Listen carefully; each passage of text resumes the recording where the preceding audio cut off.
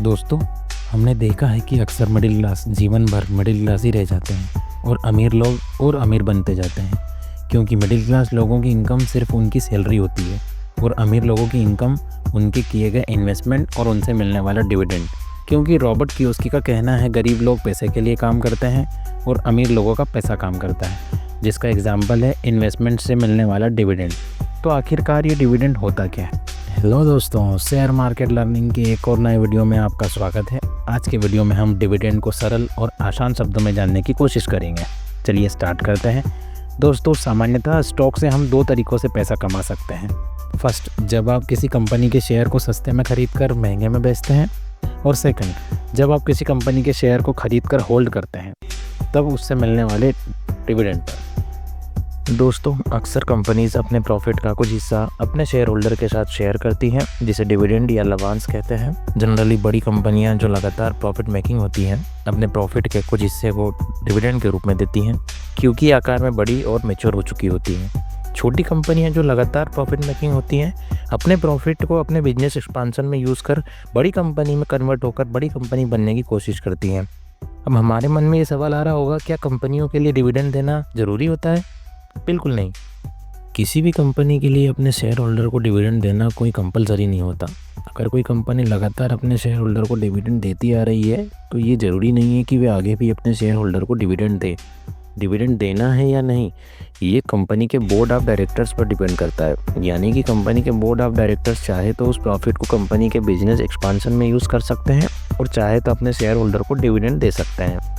दोस्तों, अक्सर आपने सुना होगा कि एबीसी कंपनी या कोई कंपनी ने किसी क्वार्टर में 50 या 100% डिविडेंड अनाउंस किया है, और नए इन्वेस्टर ये सोचकर शेयर बाय कर लेते हैं कि जिस प्राइस पर शेयर अभी ट्रेड कर रहा है उसका 50 या 100% डिविडेंड मिलेगा।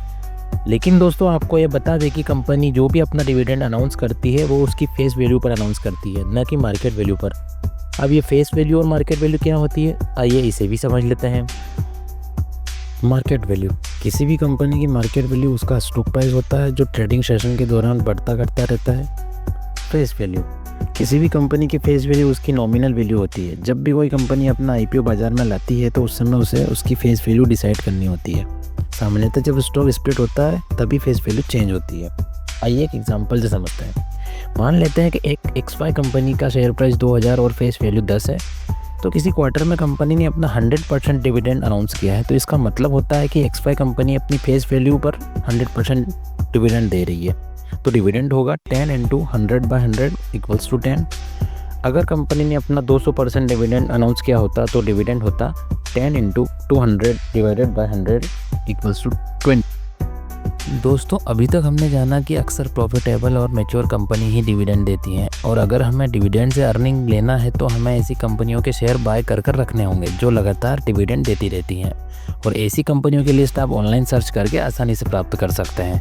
लेकिन अगर आप सिर्फ डिविडेंड लेने के लिए किसी स्टॉक में निवेश करते हैं, तो आपको कुछ डेट्स या तारीखें ध्यान में रखना होगा, जैसे announcement dates, ex dividend dates, record date और पेमेंट डेट। अनाउंसमेंट डेट, जब कंपनी अपने डिविडेंड का अनाउंसमेंट करती है, तो उसे अनाउंसमेंट डेट कहा जाता है।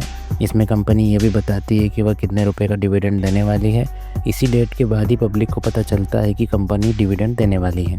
अगला है रिकॉर्ड डेट। डिविडेंड देने वाली कंपनी के शेयर आपके डीमैट अकाउंट में अगर रिकॉर्ड डेट के दिन तक हैं, तो आपको उस समय का डिविडेंड ज़रूर मिलेगा। यानी कि अगर आपने सिर्फ डिविडेंड लेने के लिए किसी कंपनी का शेयर बाय किया है, तो आपके पास रिकॉर्ड डेट वाले दिन तक उस कंपनी के शेयर आपके डीमैट अकाउंट में होने चाहिए। अगला है एक्स डिविडेंड डेट। ये रिकॉर्ड डेट के एक दिन पहले की डेट होती है। यानी कि अगर हमें किसी कंपनी का डिविडेंड चाहिए, तो हमें उसके शेयर एक्स डिविडेंड के एक दिन पहले बाय करना होगा, ताकि रिकॉर्ड डेट के दिन तक उस कंपनी के शेयर हमारे डीमैट अकाउंट में आ जाएं। अगला है पेमेंट डेट, यानी कि उस डिविडेंड का हमारे बैंक अकाउंट में आना। यानी कि डिविडेंड हमारे उस बैंक अकाउंट में आता है जो हमारे डीमैट अकाउंट से लिंक होता है। दोस्तों, ये था हमारा आज का वीडियो डिविडेंड के ऊपर। अगर आपको ये वीडियो अच्छा और वैल्यूएबल लगा हो, तो वीडियो को लाइक करें, शेयर करें और चैनल को सब्सक्राइब करें।